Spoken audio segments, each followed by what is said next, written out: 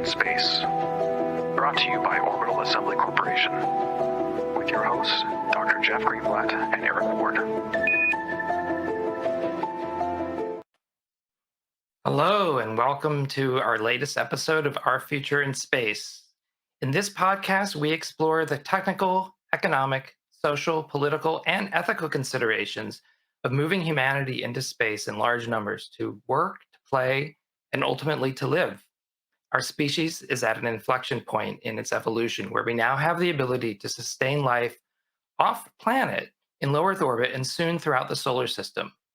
Do we merely survive on Earth, or do we expand outwards into the solar system and thrive? Orbital Assembly is leading the way in the development of artificial gravity stations so people can live, work, and thrive in space. OAC's platforms are market category creators. They are backwards compatible with current standards, allowing for you to move from concept to production at the pace of business. To learn more, visit orbitalassembly.com. I'm your host, Dr. Jeff Greenblatt. I'm the Vice President for Science and Research at Orbital Assembly Corporation. Well, we have a special program today where instead of interviewing one person, we're actually going to host our first ever panel on the topic Space is for Everyone. And I'm really excited to introduce our viewers to our guests. So I'm going to bring them on now. Thank you for having us. Yes, thank you for having us. I think I'm going to start with Dan Hawk. Dan is the principal scientist for the United First Nations Planetary Defense.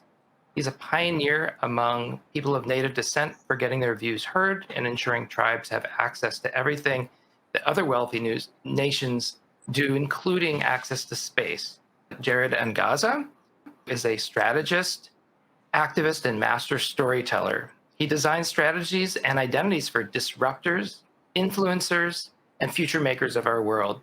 Jared, you are the Executive Director of the Human Space Program, and you're training citizen astronauts for spaceflight and integration. I would love to hear a little bit more about that work in a few minutes. Dr. Shawna Pandya is a familiar face on this podcast. We've interviewed her before. She's a physician, astronaut candidate, aquanaut, and so much more.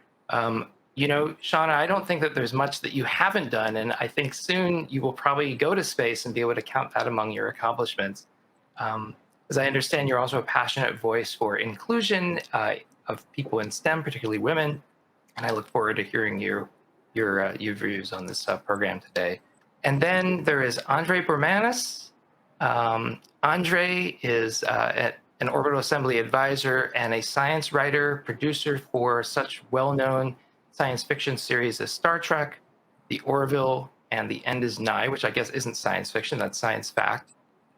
You're also, as I see it, a keen human observer and have been writing about cultural change through this space sci-fi lens for several decades, and we really welcome you being on this program.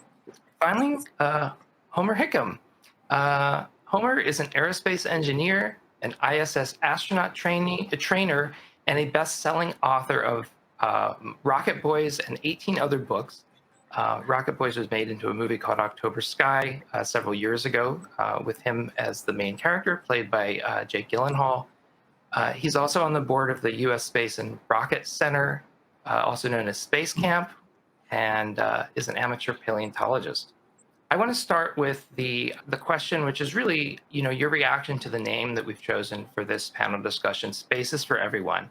I'd like to ask you in turn what that phrase means to you personally, and just reflect on why that might resonate. Well, I'll go first, if there has to be a first.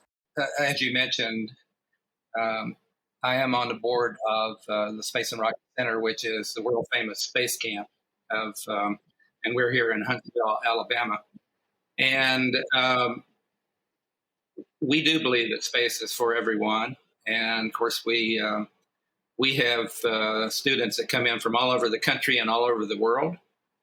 We also have several different types of camps. We have the Space Academy for adults. We have cyber camp. We have robotics camp. We have all kinds of camps. We see a lot of young people coming in from all different backgrounds. In some cases, many of them have been picked on probably for their entire life for being too smart. And all of a sudden they find themselves amongst their peers and also perhaps some of the kids that picked on them. And it's really, really cool to see them all come together as a team and realize that they all have to work together. And we hope that we leave them and all who come to space camp with a belief that space is for everyone. The movement into space is for everyone, not just this country, but all who aspire to go out and develop space. Thank you, Homer. That's a really great way to kick it off, thinking about the next generation and really just getting people from any walk of life who's excited to feel like they're participating. Who'd like to go next? Sure, I can follow that up. So yeah, thank you for having me. Wonderful to be part of this discussion. And when I think about what it means to have access to space, I think about where we started in terms of history and why that's limited us in terms of the demographics of who goes to space. So no surprise to any of us that the human space race started with a political showdown during the Cold War era. And so that unfortunately necessarily meant that our demographics were Caucasian, male, military pilots. And we still see the echoes of that today. We see that 11 to 12% of space explorers have been female, 1% of that have been Black astronauts. And that space has traditionally been the domain of scientists, pilots, engineers. And, it's a great start, but that means we have a lot of work to do when it comes to leveling the playing field, lifting women up, bringing women of color, bringing women, bringing, a demographic that we never even used to talk about when we talked about space, the LGBTQ community, even though that included Sally Ride. And then talking about changing the game when it comes to access to space, so that it's not just the scientists and engineers and pilots, but the authors, the storytellers, the entrepreneurs, the athletes. Because what we've seen with humanity is when you give people a brand new platform, they do amazing things that we never even thought possible. So that's why I think it's so critical to have this conversation around who is involved with space, and then also notice who's not at the table when we have these conversations, so that we can make space at the table and make space for all of us. Yeah, go ahead, Andre, please. Thank you, and thanks for having me. It's great to be here with all of you. And just to follow up on what both Shawna and Homer have said, I started my life in the sciences, physics and astronomy. And long story, got invited to become the science advisor on the final season of Star Trek: The Next Generation. And I think that as a Star Trek fan growing up in the original Star Trek, one of the things that made that series so successful, maybe the thing, was the fact that it was inclusive. It was one of the first shows on television that featured an interracial cast, men and women, as officers on the bridge of a starship. That's something that had never been seen before. And that was not just, incidental. That was something that Gene Roddenberry, the creator of the original Star Trek, had planned from the beginning. And he believed that in order for mankind to really reach out into space, to go beyond the narrow competition of the space race between the Soviet Union and the United States, it needed to be an inclusive program. It needed to be for everyone. And I think that resonated with a great many people who, prior to that time, had really not seen themselves represented on television at all, except in very narrow, minor sort of, supporting roles. And to see them as part of a really kind of glorious future, and not just as accessories, but playing pivotal roles, being equals with the rest of the crew. And I think that the thing that is going to enable greater expansion into space is making it more inclusive, making sure that all people from all walks of life, all backgrounds, have the ability to access space. And then recognizing that the only way we're going to really survive on Earth is by learning how to treat this planet as a kind of a closed environment, as a spaceship, as Buckminster Fuller, I think, was the first to call it. And by learning how to do the kinds of things that are necessary to build settlements in space that include hundreds, thousands, maybe even greater numbers of people, we will inevitably solve many of the major problems that are facing this planet. And I think that that's a message that needs to be sort of front and center of this idea that space is for everyone. Love it. Thank you, Andre. Yeah, I think many of us resonate with the kind of the vision that Star Trek provided, even from the very first shows, right, and all the subsequent series that have happened. That it's a very diverse crowd where everybody is treated as equal human beings. Really, very forward-looking. Jared, why don't you go ahead? Excellent. Yeah, I've always looked at space as, I came into the space world as a human rights advocate and an environmentalist, and I spent 25 years, in those spaces and working with indigenous communities and so on. And I've always seen space as two channels. There's the scientific experimentation side of things, and there's the effect on the human spirit. There's the discussion from Frank White, whom I've worked very closely with for the last 7 or 8 years, I guess now, and we work together at the Human Space Program. And his discussion on the overview effect. I spent a lot of time living in the developing world, was in Africa, and had there was a discussion from Archbishop Desmond Tutu. He talks about we're not fully human alone.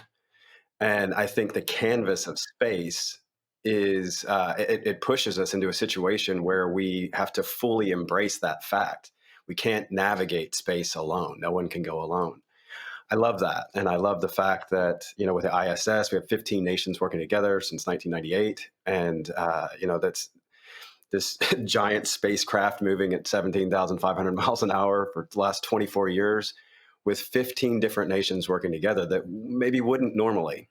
And I like the fact that space sort of pushes us and pressures us into working more together. I think it's a new opportunity, a heightened opportunity for inclusivity and diversity. And as we sort of force ourselves into this challenging canvas that isn't made for humans, we're able to, or we're sort of forced more, society is, into working together, cooperating, uniting, recognizing the importance of uniting together and of having a more diverse group of humans involved in this discussion. It's absolutely necessary. I believe it's necessary on planet Earth, and this canvas of space has sort of forced that issue a bit. And I love how that reflects back on Earth and what it means when we have the first woman on the moon and the first person of color on the moon and indigenous communities involved in space and all that. It's very encouraging for me, having worked sort of in the underbelly of some pretty dramatic human rights issues across the planet, and seeing that what space offers now is very encouraging. That's very inspiring. Thank you. I really like your vision of forcing us together, and then as a template for a more inclusive world. Sometimes humans need a little bit more motivation. And space can be very motivating. I agree. We all agree. Yeah, Dan, we're gonna. Jeff, Yes. I led one of the teams over to Russia to go to the International Space Station. And you talk about a clash of cultures.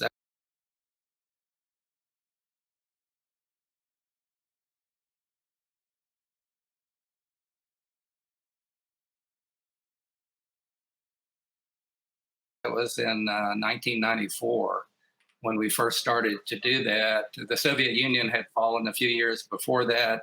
The Russians were really, really struggling to keep any kind of space program. We went over there at the behest of Vice President Al Gore at that time to try to bring them into our program and build this International Space Station together. And I led a team of actually diverse NASA people, young people, women, people of color. We had quite a diverse group sitting across the table from the same people who had launched Sputnik in 1957. But ultimately, we did come together, and we did manage to negotiate well enough at that time to everybody to agree how we were going to build this thing, and also how we were going to train our astronauts and their cosmonauts. I'd already had a background of training the first Japanese astronauts, and so I did have some international experience. So that was a very interesting thing to see. Now, with the situation with Russia and Ukraine, that you would think that our partnership would fall apart, because in every other way between our countries it had. But yet we still continue to cooperate on the space station, because we made so many friendships across cultures during that original negotiation, and now for these 20-some years that we've operated the space station. Thank you for that, Homer. Yeah, we have to remember that the ISS has kind of been one of those important examples of collaboration across cultures from the beginning. So. Okay, sorry about that. I had problems here with the internet. I just wanted to go back to the beginning a little bit when we talk about equal access to space. When I first approached the United Nations about Native Americans going into space, I talked about specifically Native Americans in the United States, and about having the right to go to space. And what they had told me was that, I had it wrong. They said, it's not a Native American problem. What it is it is a world problem. We talk about going to space. We need to talk about it in a world sense. World Indigenous peoples going into space, as an equal access to space, but it's a human right to go to space, and also a right of self-determination when we talk about Indigenous people around the world. And I think that was missed, and at least on my part, because I was not looking at the whole of things. I was only looking at Indigenous people in North America as an example. So I stretched my wings a little bit, and we talk about world Indigenous populations going into space now. So I think that's an important thing. When it comes to the International Space Station, and Andrea talked about the Star Trek having this cast of people on the bridge that is inclusive. And NASA has missed that, and we see that especially on the International Space Station. And what I'm hoping to do is, when we talk about World Indigenous Space Station, that we have this inclusivity that is very much like the Star Trek, bridge, where we have all different kinds of populations of people. When we go into space, from the Artemis program to stay as the Moon and Mars. That we go there as a community of people, all different kinds of communities of people, and much like the Star Trek bridge.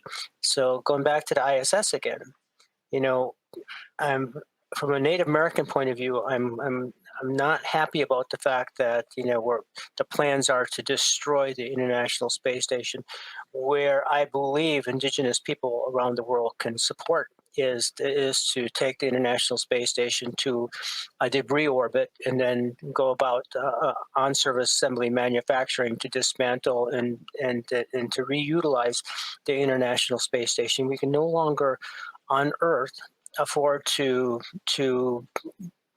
pollute our ocean on purpose and our atmosphere on purpose. We have to think differently, and this is where we come into the idea of thinking Indian, thinking differently. And so I'll pass it to another person now. Thank you.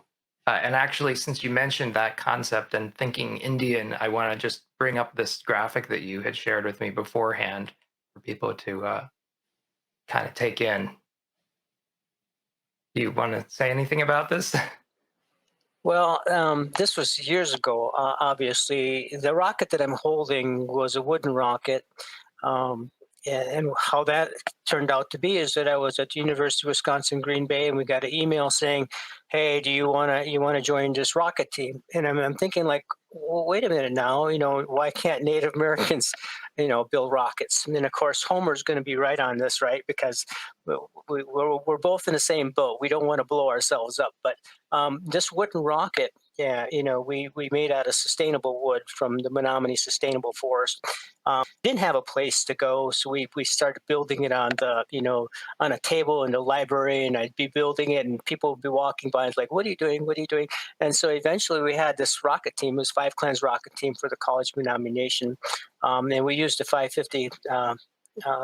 Motor on this rocket, and this was going to shred on the launch pad. It was going to blow up on the launch pad because it was made out of wood, and it went straight as an arrow. And the people just could not believe it. It worked and it performed wonderfully. And the idea there is that this was the start of the Five Clans rocket team that started the high altitude balloons, that started the tethered aerostat program, that launched the Bison Sat, that continued on. So Native American kids, students. We often watch October Sky, and when we were watching October Sky, we always thought about how tribal students could go into space. And eventually, after launching Bison Sat in October 8th of 2015, that started the idea of tribal satellites, tribal government satellites being able to monitor own resources and from space, our habitat, or climate change. So one thing leads to another. An aerospace pipeline started basically with Five Clans rocket team, and moving on from there. So it's one of those things that October Sky inspired us to do. Homer is definitely one of my heroes. So we even had a rocket called Miss Riley. So very, very important. Well, Dan, you are my hero all of a sudden. Thank you for that. That pleases me more than you can possibly imagine. We like to say that every substitute teacher in the world shows October Sky. And I am so glad to hear that Native Americans are watching October Sky and using that as some inspiration to go out and build their own rockets. And I've heard that, by the way, over the years, and this pleases me more than I can possibly say. So thank you. Yes, you're welcome. We go about doing our business. So with building rockets, and the first thing we talk about is not to blow ourselves up. Don't blow yourself up. So that was the favorite part of the movie is, when your mom walked out there and says, "Didn't I tell you not to blow yourselves up?" And it was so funny. So and you guys are looking like, "Oh my gosh, we just came so close to killing ourselves." So yeah, definitely in the ball game with high-powered rockets, and it's a great way to get our tribal students into aerospace. And now into space. So we're looking at even building our own tribal spaceports and having our own orbital launch capability. So these things are very important to us, and we're very, very grateful for October Sky and for you. Thank you. Great. There are, of course, you probably know, NASA has a student launch initiative. And I go out, they usually hold it here in Huntsville, and I go out every time they have it here. It's not that far from my house. And even though I'm not part of the organization that does that, but I do go out and see all the students from around the country, of all kinds of diverse students and different economic and racial backgrounds, and it is so much fun to go out there and be with them and to see their enthusiasm. And we're all together. We're all in this together, and we're all going to go out into space together and build communities out there. I'm convinced of that. We'll be right back with our panel discussion. Stand by. Ideas are powerful things. Ideas drive us to broaden our minds and help us seek truth about the universe around us. We are Rogue Space Systems. Ideas above. Yeah, did anybody else want to chime in on this nice exchange we're having? One thing I wanted to bring attention to is the work that we need to do to level the playing field and be more inclusive, because it's not as simple as saying, hey, we didn't have the most heterogeneous demographics when spaceflight started. I think there's also work to be done to undo barriers that have been set up. since. And so, for example, speaking specifically to women and minorities in space, one of the best quotes I ever heard was from my friend and soon-to-be suborbital astronaut with Virgin Galactic, Kelly Girardi, and she was speaking specifically to the Mercury 13, saying it was never about aptitude, it was about access. And so, for those who don't know, the Mercury 13 were 13 female aviatresses from the World War II era. They were pilots. They were tested by flight surgeon William Lovelace and put through the same tests as the Mercury crew, and in all cases performed as well as, if not better, than the Mercury pilots. And then because of politics, Congress killed the program. And so even as early as the Mercury era, we had accomplished women who could have and should have flown to space. And finally, we saw that arc come full circle when Wally Funk flew to space Blue Origin in 2021. But that's all to say that, all along, there are people who would have contributed tremendously to pioneering human presence in space, to contributing to science and exploration and discovery. And we also have to take a critical look at ourselves if we're thinking about truly making space accessible and saying, what barriers have been set up along the way, whether it's access for those from impoverished backgrounds and not have access to science and robotics camps, like Homer was mentioning, for those who weren't made a part of the conversation, like Dan was mentioning, or for women and minorities who were, told that they did not or could not be part of the conversation. So I think one thing that's critical is to say, how do we undo that, and how do we level the playing field? In some cases, that might be lifting those up where folks were previously held back. Yeah, you're up my next question perfectly, Shawna, because what I was going to then ask people, and you're welcome to respond again if you'd like after somebody else, is we want to make space for everybody. We all believe in that, but how do we actually make that a reality? Just looking for some practical views or opinions on that. One thing I'll add to that point is this concept of science family capital. It's this brilliant concept that makes a lot of sense, but what most of us haven't heard of. And I was speaking at this conference to all the heads of all the major science centers across Canada a few years back. And one of them, he was head of the largest science center in Canada. He told me this concept because I was saying to him, when I got into medical school, it was a huge surprise to me that everyone came from these dynasties of doctors. It's like doctors bred doctors, and my brother is a doctor as well, so we get that question a lot. It's like, your parents and your grandparents must be doctors, but we're the first in our family. So I always wonder where that question came from, and that's where this idea of science family capital comes in, is that kids tend to normalize what they grew up with. So if your parents are scientists, if your parents are engineers, or your parents are doctors, you're more likely to get into that field. So part of it starts with bringing science and space education into the home at an early age and normalizing it for parents as well. And that's a generational thing. And I think that's one way of overcoming access issues. Cool. I love it. Science family capital. That's the first time I've heard that term, but maybe I'm out of the loop. Anyone else? I guess I can add to that. When it comes to tribal people, I see the family, the capital, the science and all that. But I think we have placed an artificial ceiling on Indigenous people, in part because we're given money. Let's say as an example, and I say we're given money from NASA for STEM education. But what we have to do is we have to go beyond education to actually doing, to be a part of a mission. So when you have an education component, it has to be tied to a mission. It has to be tied to something that has some importance behind it. We cannot just do education for the sake of education. That doesn't work. That's not going to work with Indigenous people. We have got to have our initiatives tied to something, to a lander, to a rover, to a mission, to a capability, to supporting gateway, whatever it is.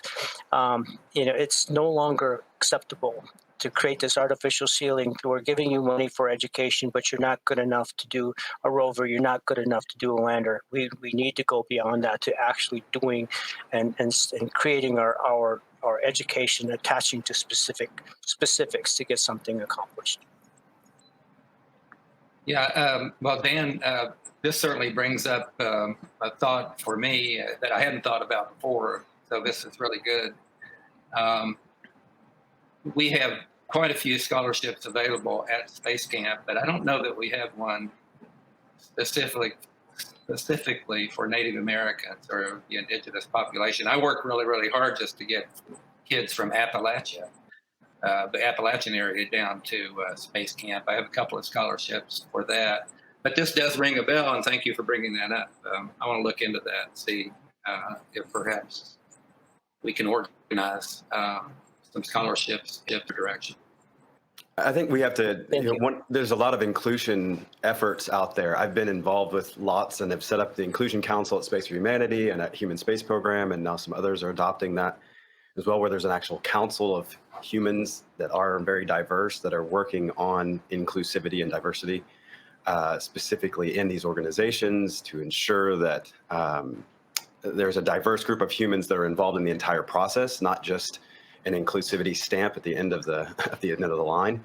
And I think there's probably a bigger conversation about that, but we have to get to the point of understanding that inclusivity and diversity in this effort, to evolve as humans, and it just happens to be that we're going to space as part of that evolution, or moving off the planet. I guess we're already in space. But as I think we have to get beyond just hey, this needs to be more inclusive, the affirmative action side of things. It is important. It is part of the process. I'm also excited about getting one day to the point of recognizing, as Shawna was saying, of normalizing this idea that diverse involvement of humans in this, migration off the planet and so on, is actually more strategic than the homogenous one from whence we came. and that it makes more sense to have all these other voices involved than to not. We're not going to do what we need to do, what we dream of doing. Even the work of what Orbital Assembly is doing, like that dream, I don't believe is possible without a very diverse, inclusive environment and group of humans. And to speak more even to the indigenous side of things, our indigenous ancestors arguably had a much deeper understanding of our interconnectedness to the cosmos than what we're coming to now. I co-hosted a Clubhouse discussion with Guy Reed. He created Overview film and Planetary. He's with We Are Planetary. Great guy. And he and I were hosting this panel on inclusivity of indigenous cultures and so on in this discussion. Anyway, he said, he's like, yeah, today we have to blast ourselves off the Earth on the tip of a controlled bomb just so we can have just some sort of understanding that our ancestors had long ago as they just sat around the campfire. They understood our interconnectedness to the universe, and not just our ancestors, by the way, current indigenous communities.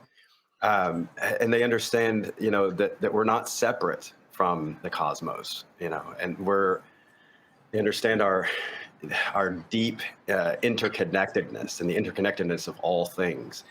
So I think these, voices like that, and of all the other, underrepresented communities that we could talk about, those have to be involved in our evolution as humans. I think that the homogenous sort of white male, if you will, situation that we've had driving things for so long, it has, if let's just say at least plateaued, if not gone below that. We have to then recognize that until all of these other voices are included, and that's normalized, we don't get where we want to go as humanity. I think I'm grateful for a lot of the efforts that are going on now. We have a lot of work to do for sure, but I think we need to normalize the importance of all of that beyond even just the efforts that we have to sort of, the inclusion efforts are important. It's part of the steps, but we have to also start to recognize, wait, it's more strategic to do this. It's not just about being fair. It's more strategic. That is such a critical point, Jared, because there's so many times, this is inside and outside of space, business world and the medical world, why, there's pushback because, there's folks who feel that when we level the playing field, they're at risk of losing their own privilege, which isn't the case at all. And so when we focus on the why, it's exactly as you say, focusing on performance, focusing on problem solving. And the nerdy space analogy I like to use, it's just like Earth observation imaging. We look at the same piece of land through hyperspectral imaging. We use infrared. We use, we use LiDAR. We use all manner of across the spectrum because we want to view the same problem with different lenses to get perspectives and more answers. And I think that needs to be part of the conversation of why we need more voices, because we set our entire team, or in this case of humanity, up for success when we bring more voices, more experiences, and more methods of addressing problems to the table. Yeah, I would add too that, I grew up in Arizona, and one of the reasons I was born in Chicago, but we moved to Phoenix when I was 7 years old, and couldn't see many stars from Chicago, even way back when I was a kid. In Arizona, back in the 60s, you could, and I could barely see the Milky Way from my parents' backyard at our house in Phoenix. That's not possible anymore, but back then you could kind of see it in the summer. And I remember my first camping trip to a place called Oak Creek Canyon near Sedona when I was 11 years old. And I knew that I'd be able to see the stars better from a dark side like that. And so a couple of friends who were on this Boy Scout camping trip went out 100 yards or so from the campfire and looked up. And my God, the Milky Way was a solid white band of light. And that was a profound experience for me as a kid. Around that same age, I saw Saturn for the first time through a telescope, and that was a profound experience. So, in deference to Frank White, I would like to propose something called the underview effect. There are places you can go where you really will feel this connection to the broader universe simply by looking up. And even here in light-polluted Los Angeles, I could drive 90 minutes or so and be on Mount Pinos at 8,800 feet and get a really stunning view of the Milky Way on a clear, moonless night. I love Dan's rocket project. My older brother and I built model rockets when we were kids back in Phoenix in the 60s. And we didn't have to drive too far from our parents' house to get out to some place that was nothing but empty desert and launch our rockets. All of that land is developed now because there are literally 10 times as many people in Phoenix today as there were when we moved there. But there are still great opportunities for kids to get together and do stuff like that. I don't know if there are still rocket clubs. Certainly Space Camp is a great opportunity for kids from any background to get involved. And I would say that at the grassroots level, given that, access to space is still generally very expensive, these are great ways to get younger people involved and to show them that, no, you can have a future in this business. Set aside for the moment whether or not you will travel in space, but the more people that are involved in developing these technologies and getting excited about learning how to do these things, the greater the chances are that there will be someday, a breakthrough in cost and an opportunity for more and more people to literally travel in space. But it's closer than we think in some ways, and certainly in that psychological space of understanding our connection to the larger universe. Seeing the Milky Way from a dark side at a young age in particular is a pretty profound experience that very few people anymore really have because of the urbanization of our planet, and especially people who are from less advantaged communities often tend to be people who are growing up in cities, not just in this country but around the world. So I think that the more we can promote those kinds of activities and getting people involved in really having this connection to the larger universe that we live in, the better that will be in the long run.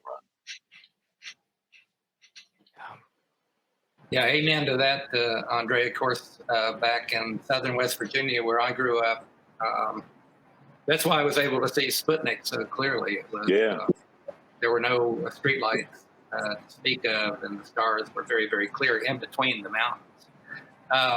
And now we can see quite clearly the two places that I go to see the heavens clearly: eastern Montana, where I go out to hunt dinosaur fossils every summer, and then down the Virgin Islands, where we have a place. We can still see that, but most places are not only light pollution, but unfortunately, the kids are looking at this and not looking up. We have put in a big new planetarium at the space camp, which hopefully will cause them not only to look at it there, but also when they go home, if they're able to get to some place to look at the sky. So we really, really want to encourage that. Yeah, I mean, for me, I think having that first-hand experience of connecting with the cosmos, like Andre was talking about, looking at Saturn for the first time or being under a deep sky, and and even if it isn't like looking through a telescope, but kind of having that profound experience of, oh, we're in the cosmos and I can see my relationship to it. It was such a profound shift for me, and I think probably most of us on this panel. I feel like it's that kind of insight that we want to give to as many people as possible. I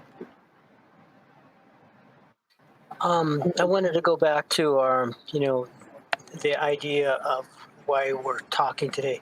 It's our future in space. So we talked about inclusivity. We didn't talk, I don't think, too much about sustainability. And I want to get back to the education component again, because when we go about doing things, we see these disconnects. And right now, what I see is a disconnect between our education system and our actual missions that we have planning to do, such as an Artemis, right? So what I'm thinking that we ought to do, we ought to consider, is that when we provide education, we tie it to something that has the ability to have an effect, to say, you're just not doing this just to code. You're doing this because we have a problem and we have something that we have to find a solution for. And so when we talk about going to the moon and Mars to stay, our education should be the ground floor of the foundation of moving everything forward. And so that there is no disconnect between the education and actual missions as we go about being sustainable in space. And I think that's really, from my point of view, at the end of the day, when we're done with this podcast, that and this panel discussion, that's what we were able to take home, is to say, look, our education must be tied to our missions in order to be sustainable. So that's how I see it. And also just talking about why or how we bring others into space. I think, just building off what Dan and Homer said, is not view this as, it's us versus technology, or us versus the phones trying to get kids interested in the sky, adults for that. I think there's also something said for leveraging technologies that we didn't have 10, 15 years ago and bringing people into the space journey in a multitude of ways. So sharing our night sky journeys.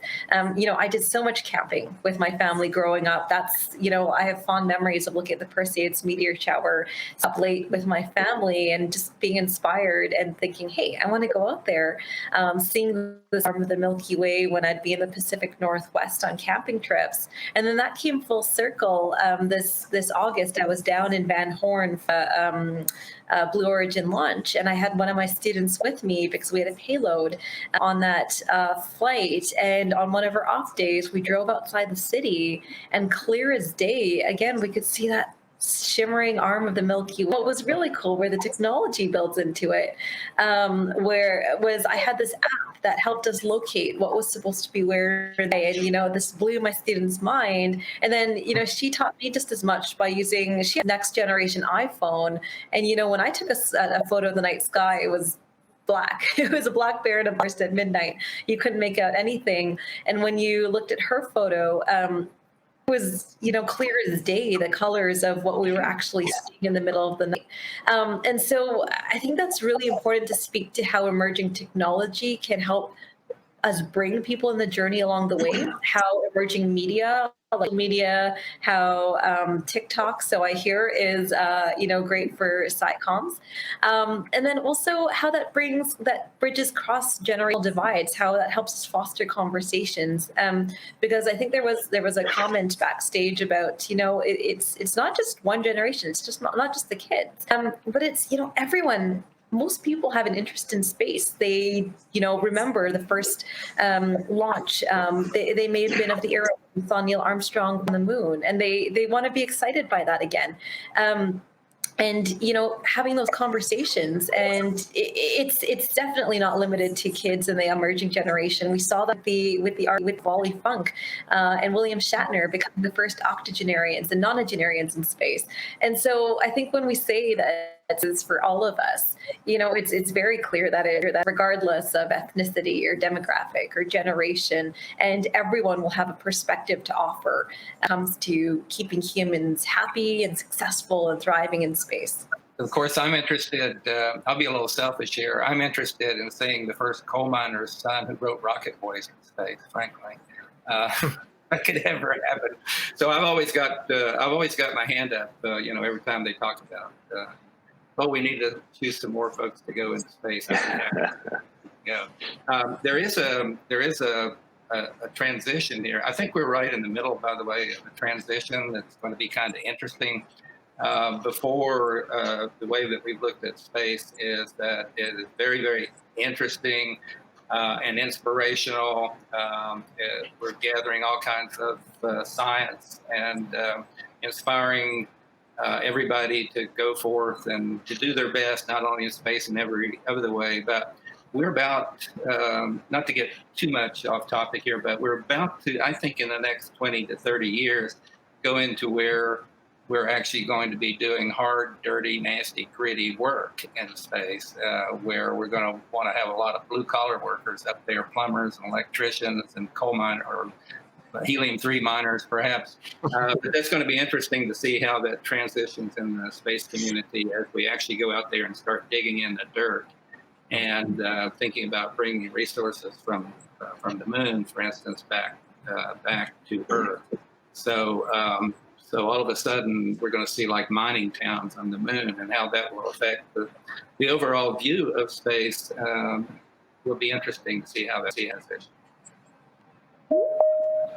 I think that's a very interesting point to bring up, rather than being off topic at all. Unless others disagree, I would like to just lean in on that a little.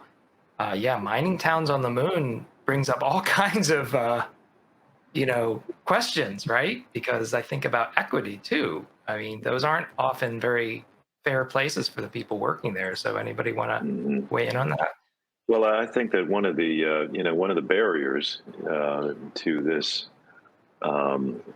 idea of promoting inclusivity is the fact that today, and for the next few years potentially, the public perception, which is not incorrect, is that space is, at least human space flight at the moment, is kind of the domain of billionaires, rich white guys, as it turns out, in the form of Bezos and Musk and Richard Branson. And I think that's a huge sort of barrier that we need to figure out ways of overcoming. And we've talked about some of those ideas already, of course. But the fact that the public face of these suborbital flights and even orbital flights with the Dragon capsule, are Elon Musk and Jeff Bezos, and to some smaller degree Branson, although presumably he's going to start flying Virgin Galactic more regularly. But again, the barrier to entry is several $100,000 in the case of Branson's vehicle, and millions in the case of the kinds of vehicles that Elon Musk is building. So until those costs come down significantly, there is going to be a real discrepancy between the kinds of people who are capable of affording to go and the general public. So that's something that I think it's a kind of a perception, or, you know, to use a more crude term, marketing issue for promoting the idea of inclusivity. You know, that people will immediately think of names like Musk and Bezos when you talk about human space exploration. And of course, you know, the opportunities in robotic exploration. Clearly, that's for the engineers and scientists who build those machines. You know, there is a greater degree of diversity among those people. But flying in space is something that right now is going to be, I think, largely perceived as, you know, the domain of the very wealthy. So maybe there's a way that we can sort of tunnel through that barrier and make it clear that in the not too distant future, certainly in the NASA program, there is an effort at inclusivity in the astronaut ranks, and we're going to see that with Artemis. But in the general public mind, I worry a little bit about the fact that perception is being driven by, you know, SpaceX and Blue Origin. Yeah, it is right now. I'll agree with that. What I hope to see Artemis turn into is something like the South Pole Station on Antarctica, where it's not just the rich folks that can get down there, or even your elite scientists, but they do need electricians, they do need plumbers, they do need folks to run machines, actually keep things working, which the elite scientists probably couldn't figure out. I mean, that's just a fact. So, I mean, really, I know many elite scientists that have no clue how their hot water heater works. So I actually hope that Artemis turns into that, and that by itself, even if they don't mean to, will cause inclusivity, and that you will need all kinds of different people, like it's on the South Pole Station, to keep it running. And then from that, we can branch out if there are resources on the moon that can be brought back to Earth. I hope that there are. Then we'll start seeing movement out into the hinterlands of the moon to have little mining towns that, and it's all going to be very interesting. I'm very excited about what is about to next happen on the lunar surface. I think it's going to be very, very interesting to see how, if we're really going to be a spacefaring world, that'll be the first place that we'll know it, whether it's worth having people out there living and working. You know, I think the lack of inclusivity, which, you know, I've been involved with a lot of anti-racism efforts in the United States and across the world. But at the end of the day, it's complex. There's a lot of things that happen to get us to where we're at. It's going to take a lot of things to unravel that, to get us to a new place. Human spaceflight, as you're pointing out, is very maybe homogenous, we'll just say, at the moment. Correct. However, my hope, trying to be optimist here, is that as we have more voices, a more inclusive voice, if you will, involved in the discussion, that starts to sort of permeate the system that is existing already. When we talk about access to space, like when I was a strategist at Space for Humanity, for I don't know, almost 3 years, and it was a new idea for me to think about, you know, access to space. The first thing I thought of was just human spaceflight. Then I realized, there's all these other aspects of access to space. And you know, Shawna was talking about the importance of the technology that we have now. I'm grateful for the technology that we have now, in that it is providing far greater access to space, in that we can see the Earth from space. You know, there's this, you know, one of the things Frank and I do talk about the underview effect, by the way. Oh, good. Yeah, so he's a fan.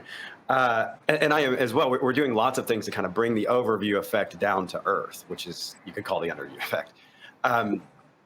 But the idea that we have these Earth observation satellites, I'm an environmentalist first, before I came into the space world, and have continued to be here and pushing that agenda through Human Space Program. We have a lot of efforts towards talking about making space for the environment. We actually have a campaign with that name. We're able to, as an environmentalist, and I work with other environmental organizations as well, writing campaigns for them and so on, I recognize that most of the data that we have that we're talking about in terms of the effect of humans on the planet comes from satellites. Like, we're getting that data from there. We have access to that now. Lots of people have access to that did not before. Look up stuff on Google Earth now and see things that we couldn't see before. I'm grateful for that technology. I think this discussion, human space, but just to be very blunt here, I think human space flight may be, further down the road for being as inclusive as we want it to be. But all the things we're doing now are leading up to that becoming more of a normalized situation where we see that, for instance, if we have a more diverse group of people that are involved in all of the different levels of discussion, my expectation is that human spaceflight will be sort of infiltrated by that wave of inclusivity. And I hope that happens quickly. And I actually believe that it can and is on the path to doing that.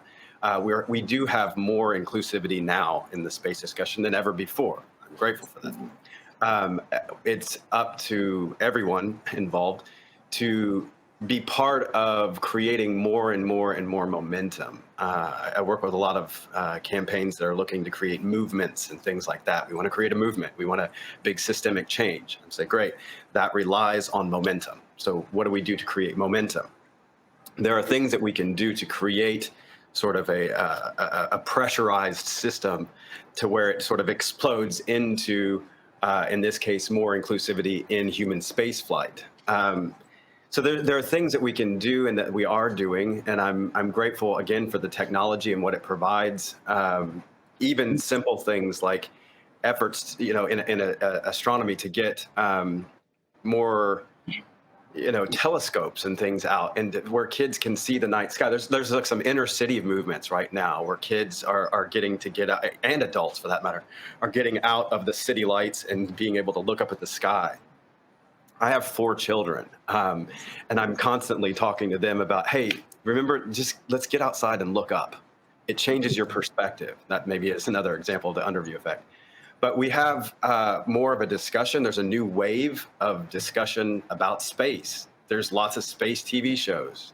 I just finally started For All Mankind, and it touches on a lot of issues that we're talking about now with inclusivity as well, which I appreciate. There is a new wave, and I think it's important that all of us recognize that this is an opportunity that we need to steward well.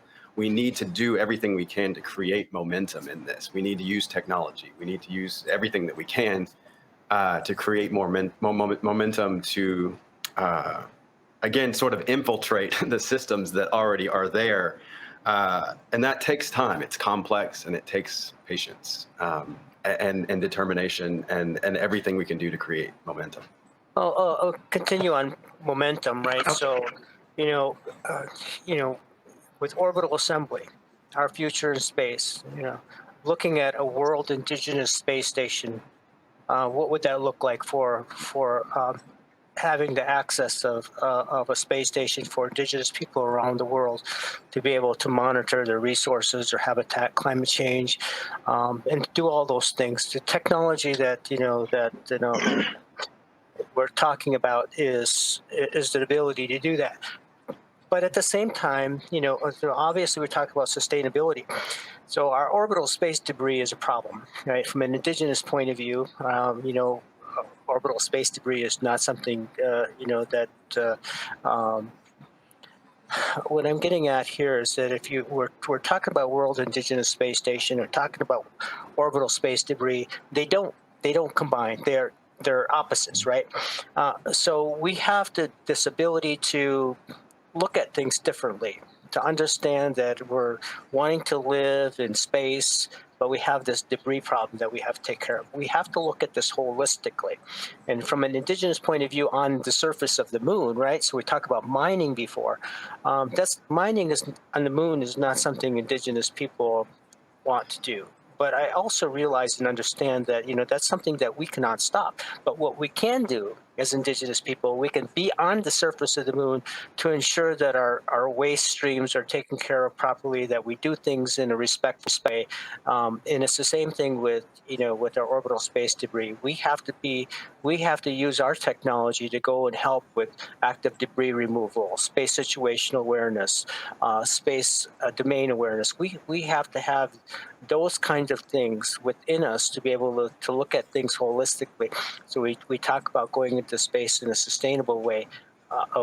Our waste streams is one of those things that we need to be careful of and to actually participate in, to make sure that we actually have a sustainable space, whether it's orbital space or space elsewhere. One quick note on that, sorry, on the Indigenous aspect is that we have a history that we can look back to right now, not to mention the present, again, with Indigenous communities, of looking at what have been the greatest stewards of planet Earth ever, of stewarding the forest and the land and all the amazing things. That there's new things being discovered in the Amazon now about the positive effect of the relationship of humans and the planet.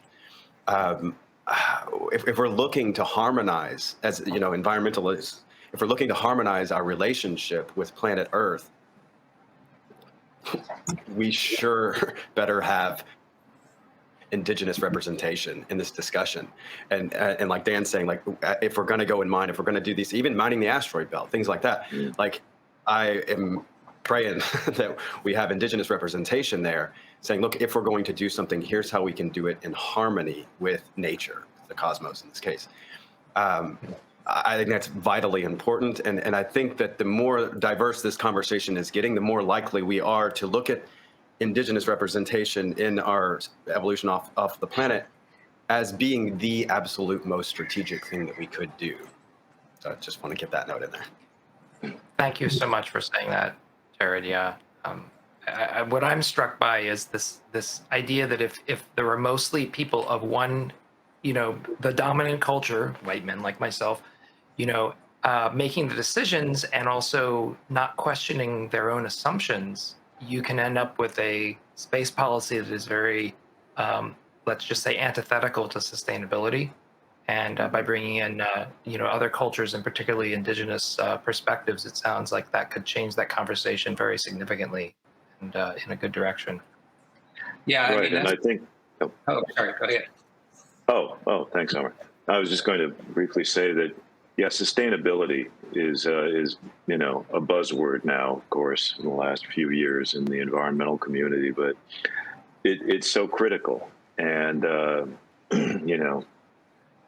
as you guys have pointed out, the native peoples of this country understood the need for sustainability because it was a kind of not hardship. I don't know quite the right word, but clearly, when resources are limited, you need to take advantage of the efficiencies of using those resources and recognizing their value, their intrinsic value, as well as their value to you as a community. And having spent some time as a kid in the Navajo Nation and the Hopi Nation in northern Arizona, yeah, you see how people live and live well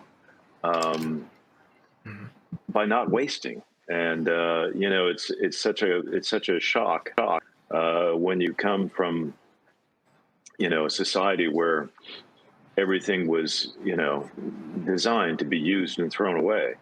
The consumerist culture of the the 50s and 60s, when you look back on it today, it's like shocking how ridiculous the level of waste in those societies was, and sadly still is to a great degree. And I think because of the environmental movement, we're a lot more conscious of the finite nature of our resources. Certainly here in Southern California, the water issue is finally starting to penetrate the consciousness of people in their day-to-day lives. My parents grew up in Europe during World War II, so I was raised with a very thoughtful attitude about not wasting anything, especially food.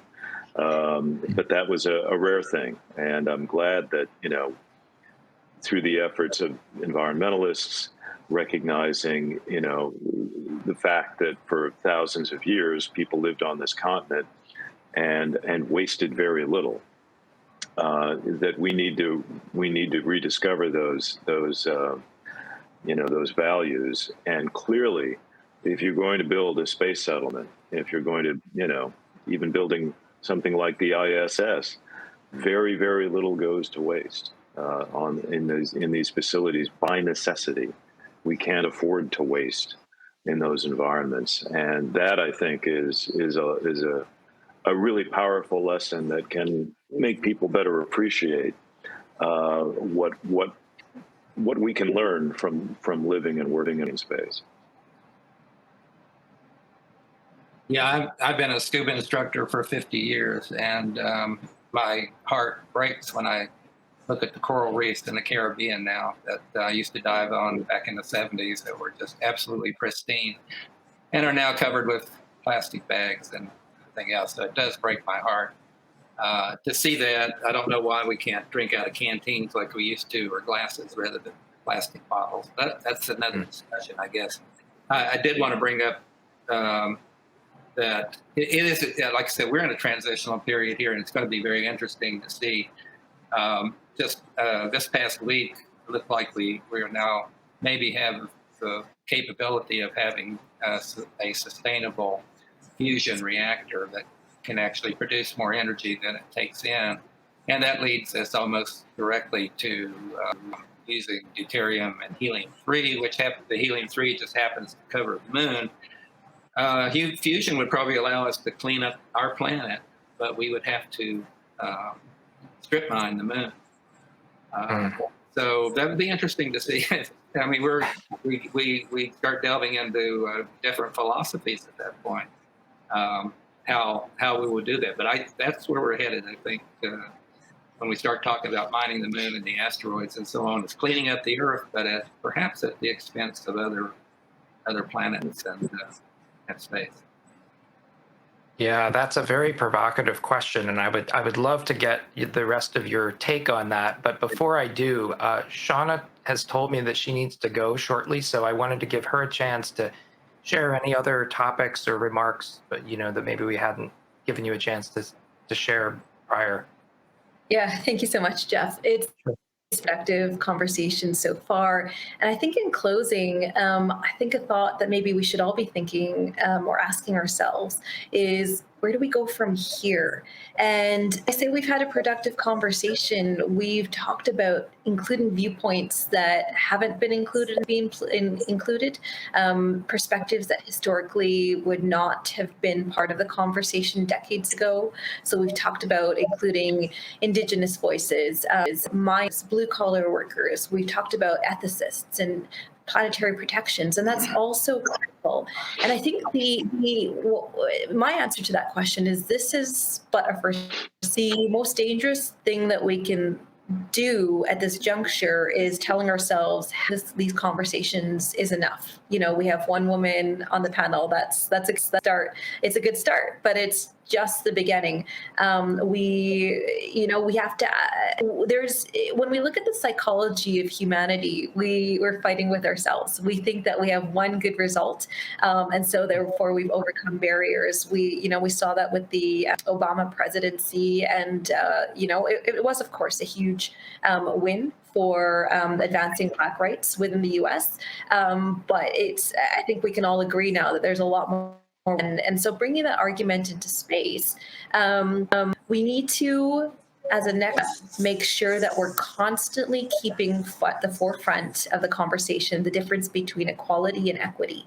Equality is giving everyone shoes to run the marathon, is making sure those shoes fit. So I can run in my own shoe size, but I can't run in Jeff's or Homer's or Dan's or anyone else's, and they can't run in mine. So what that means when we talk about inclusion in human exploration in space, it means that we're recognizing and having very frank and honest conversations of where equity has not been part of the conversation, where people may have been held back by virtue of gender or race or socioeconomic status or where they were born, and then figuring out what the equitable right to that is.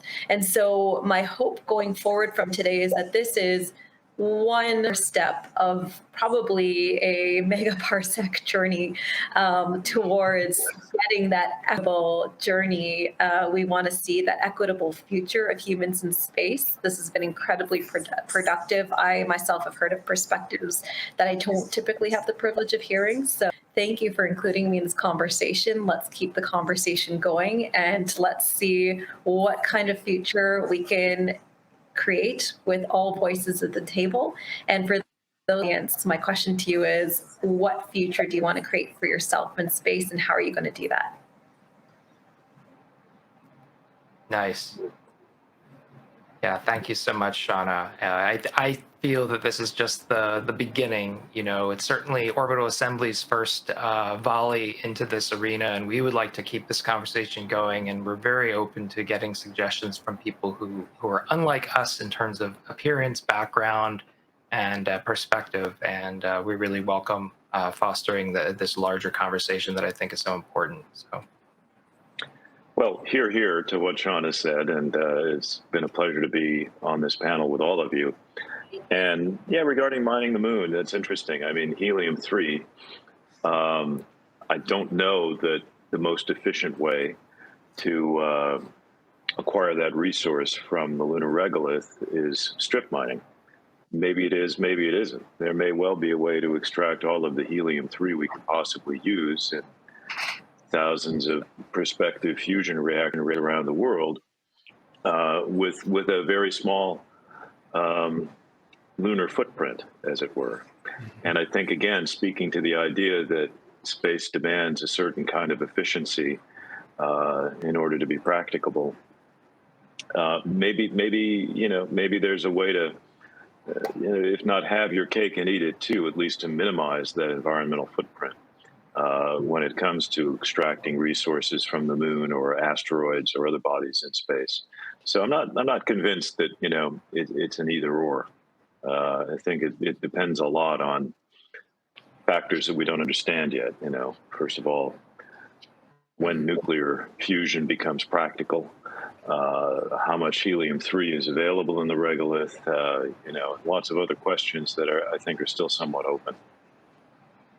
No, I absolutely agree with that. I mean, there are resources on the moon that I think that we'll probably want. But first, we just have to establish a footprint on the moon, an anchor, if you will. And that's what I hope that Artemis do. And then from there, we can go out and explore the moon and see what is there. And I think ultimately to get the support of taxpayers for anything beyond essentially the very small, timid little steps we've taken into space so far, is that you have to show that it's going to be a bit back to Earth, other than sending our top scientists and our adventurous astronauts to these places. You have to actually check so that there is going to be resources brought back from space that will be helpful to the people who live on Earth and actually pay the bills. Mm-hmm. Yeah, indeed.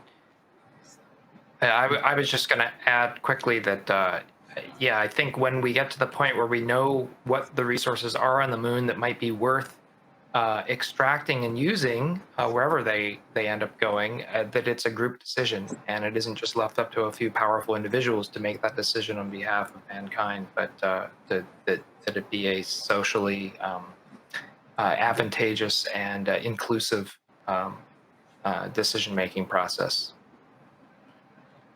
Yeah, I think for the foreseeable future, it's going to be very much like our operations on the Antarctic, which is mostly scientific in nature, and nobody yet has tried to put an oil well on Antarctica. If enough of it melts, we might see that. See how it works. But I really do think definitely for my lifetime, perhaps not for Shawna, but we'll see a lot more things beyond than I'll ever see. But but we'll just see how that develops. But I do see we'll have something like the South Pole Station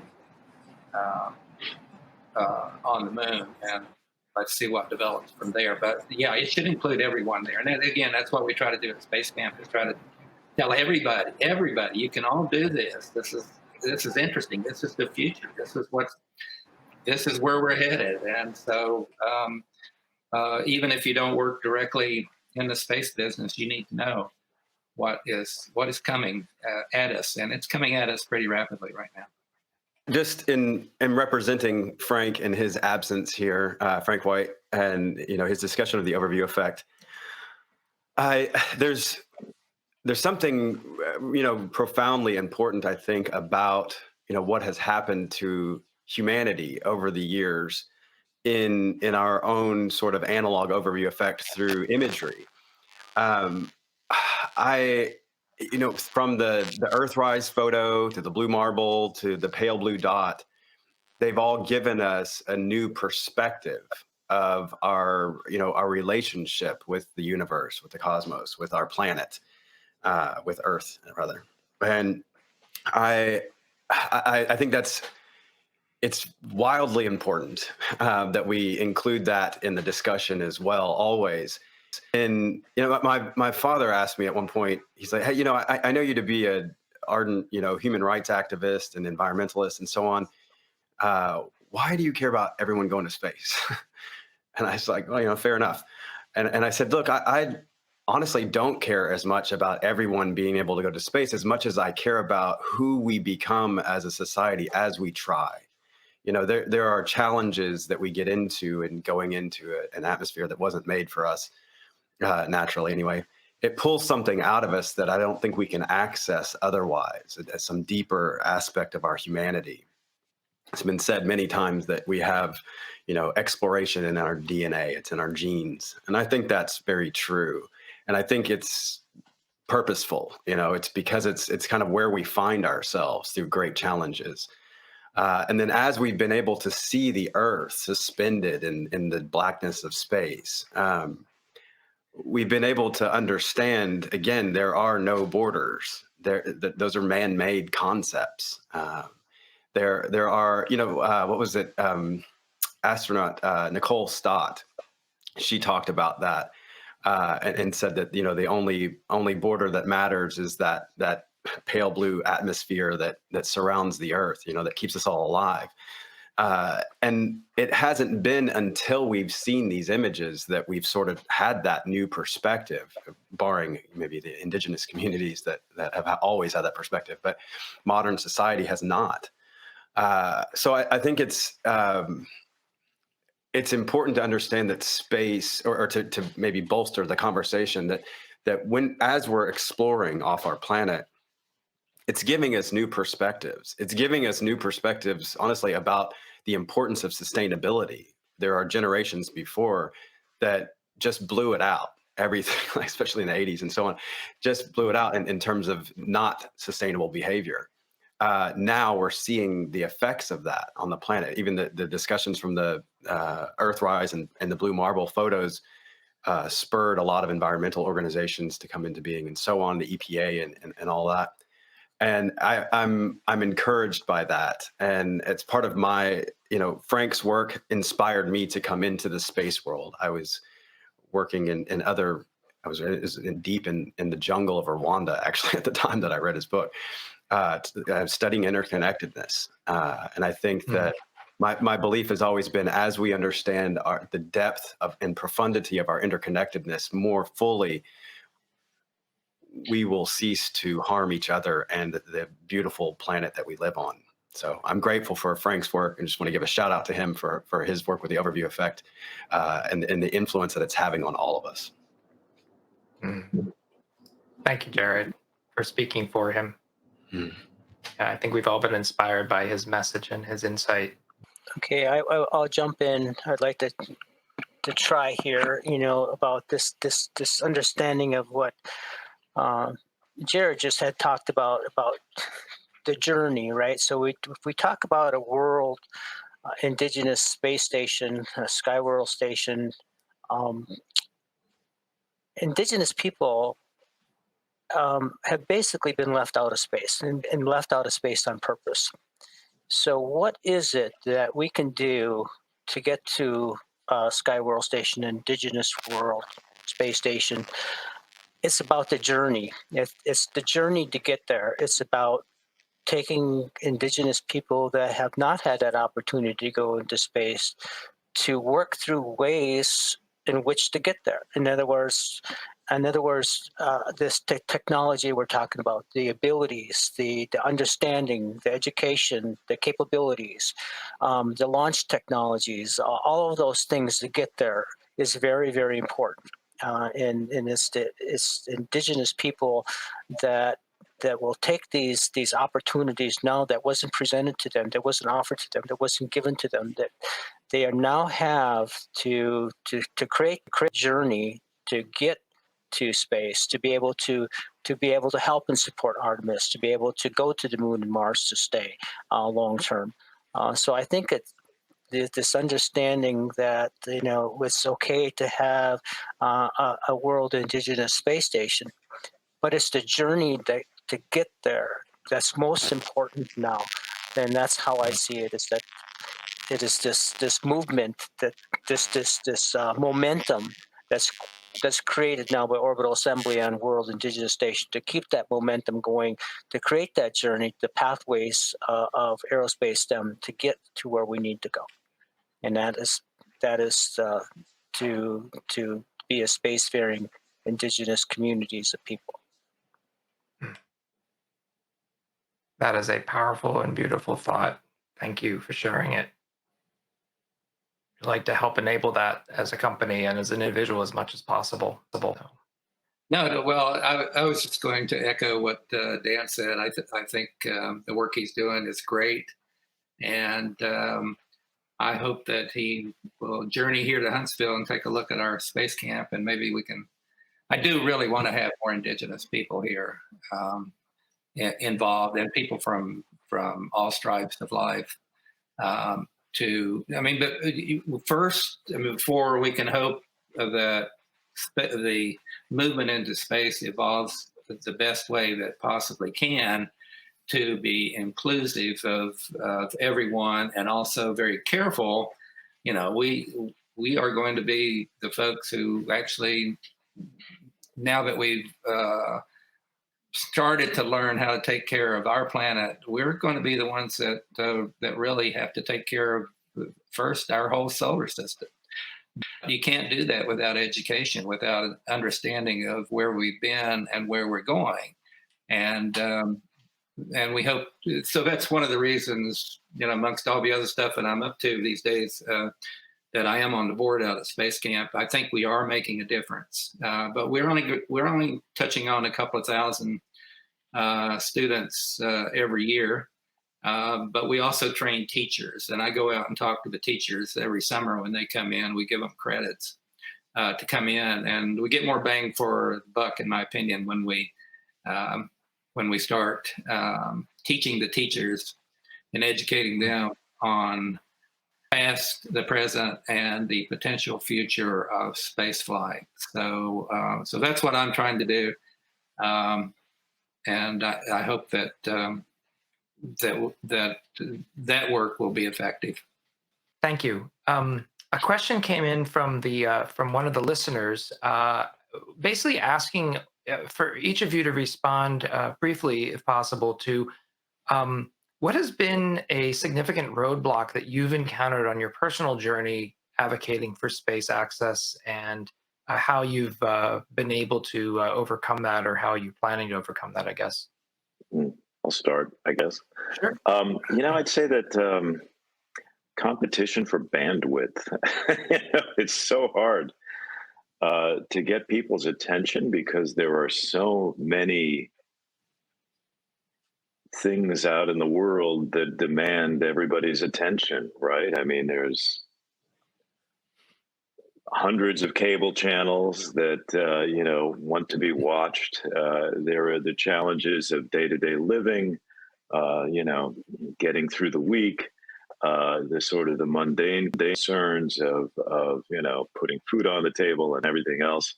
I think that it's hard to get people's attention on anything these days. There's so many distractions. And I think that, ultimately you have to have a way to make people's heads turn a little bit. And so finding those entry points, maybe. Why should people care? Why should they give you 5 minutes, 10 minutes, 15 minutes of their time so that you can talk to them about space? That's I think a real considerable challenge. You didn't tell us how to overcome it, though. Yeah, I wish I had that answer. I think it's partly persistence, like anything else, or finding other ways in. If you could use a cat video somehow to get people's attention, and then talk about my cat in space, something like that maybe could work. But it's tough. It's just tough these days. I did that. I actually put a cat on the space shuttle in my novel, Back to the Moon. Awesome. I saw that immediately. Yeah, that would be very helpful. Great. Well, anybody else want to share their personal story? Well, I will shortly here. In August of 2015, the Gold King mine blew out in Colorado and polluted Navajo Nation territory in Lake Powell. In October, we launched BisonSat, the first tribal college satellite that I was involved with. And, I'm the only Native American that I know of that's put anything in orbit. And that would be, BisonSat. But shortly following that, I drew this little diagram of, World War II code talkers with a satellite in space and there's downlinking to Earth with, turtles and tanks and having this idea of tribal sovereignty and tribal data sovereignty from space.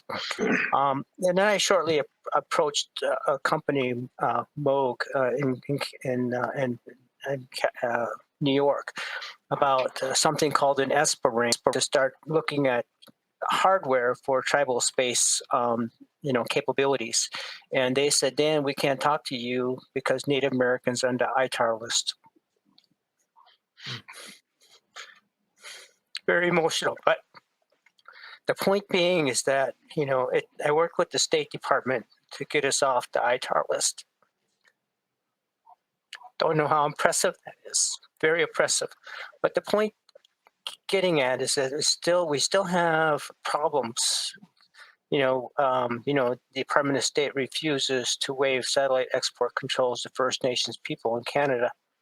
I'm Oneida. We have Oneidas in Canada, but I'm not allowed to help them. So it's very oppressive. And how do we get past those things? It's about inclusion. So we have this unified vision of space, but yet we're not included. So how is it possible to have this unified vision of space? We have got to get to a better place in this world to include everyone. So that's what I have to say. Thank you. No. I'll share a little about it is a personal sort of roadblock in that my work is in brand and marketing and so on, and it's specifically addressing the space narrative. There are a lot of efforts going on to do that right now. I believe one of the biggest roadblocks to all of the things, the dreams that we've shared today is the current space narrative, that's most often associated with what was also pointed out, the billionaire white guy ego focus of the narrative. People are slow to change often because of one major factor, in that we are, as humans, drawn to the familiar. We cling to what is familiar. That's why it's hard to get people to change, especially to change their behavior. That's I think the challenge is, how do we effectively shift that narrative to being more? I mean, the things that we've talked about today are, I think, very inspirational and beautiful, but it's not the pervasive understanding of the general public. So to make this brief, the counter to that, I think maybe the answer to that, at least from my perspective, is that I believe we have to be better at being more captivating storytellers. NASA's finally catching on to some of this over the years, and we are seeing more of it even in the private enterprise. But we have to be better at articulating what becomes possible as a result of space exploration for everyone. What becomes possible for everyone, not just for the billionaires and whatever, but what is we have to paint a better, more beautiful picture of what becomes possible. And I think that's the deep work that we have to do to overcome what has been negative and consequently more familiar narrative over the years. Yeah, so Jared, yeah, we do have to be better storytellers. And I think all of us on this panel, we are storytellers. That's what we do. At least that's what I do now. Very quickly, though, what did I have to overcome to get into the space business, if that's where we are? First I had to survive Vietnam. And after I got out of that, that was when Apollo was closing down. And they were actually laying off engineers and scientists, not hiring them. So perseverance ultimately is what got me into the space business by keeping applying to NASA while I was working for the Army Missile Command. And then ultimately I did get hired on to NASA. Once I was hired in, then I woke up every morning and said, oh boy, I get to go work for NASA today. So I had a great career, but it was perseverance. I was 38 years old before I started working for NASA, but I came on board just as the space shuttle started to fly. And we're talking about diversity. That's when we first started to see people of color and women coming into the astronaut corps and then all through NASA. So I will take up for my old agency a little bit that even in the early 1980s, when I came in, we were starting to recognize that we needed to bring everybody into the fold. That we were all going to go. If we were all going to go, we all had to go together. Yeah, and I just want to applaud those early-ish efforts to increase diversity. Clearly, we need even more, but it has been building momentum for a long time. We just need to continue it and be mindful of groups that are still being left out of the conversation, as Dan is so, pointedly shared. So, well, we are just about out of time. I want to give you one last chance if there's anything that you would like to say that you feel really needs to be said.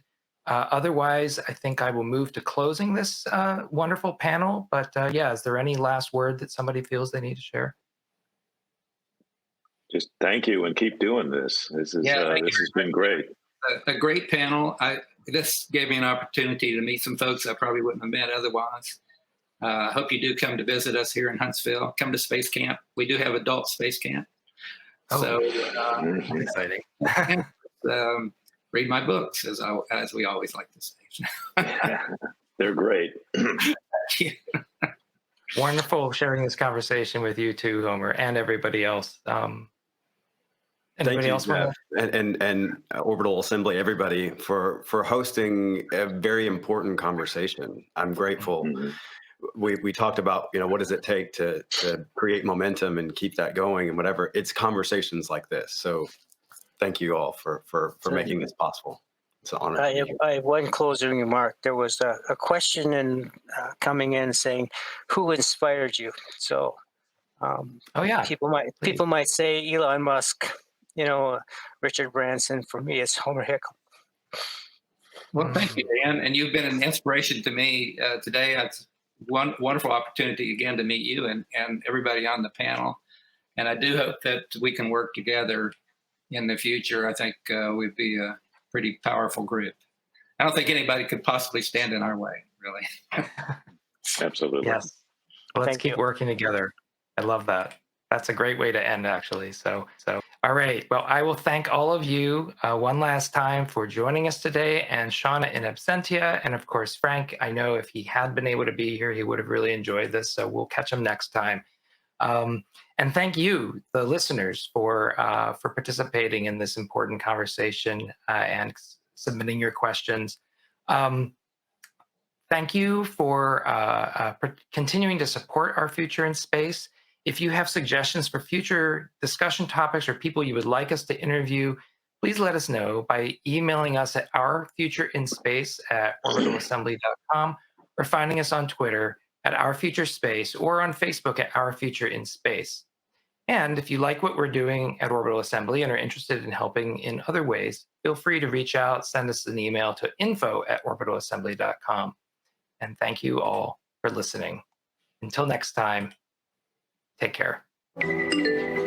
This program represents the personal opinions of the hosts and their guests. The content, opinions, and views do not necessarily represent the views and opinions of Orbital Assembly Corporation, nor the organizations with which any of the program participants may be affiliated. The mere appearance or promotion of this program does not constitute an endorsement by Orbital Assembly Corporation or its affiliates.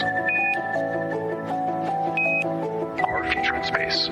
Copyright 2022 Orbital Assembly Corporation. Hosts Dr. Jeff Greenblatt and Eric Ward. Audio and video production by Tim Alatorre. Musical theme The Last Day by Dark Blue Studio.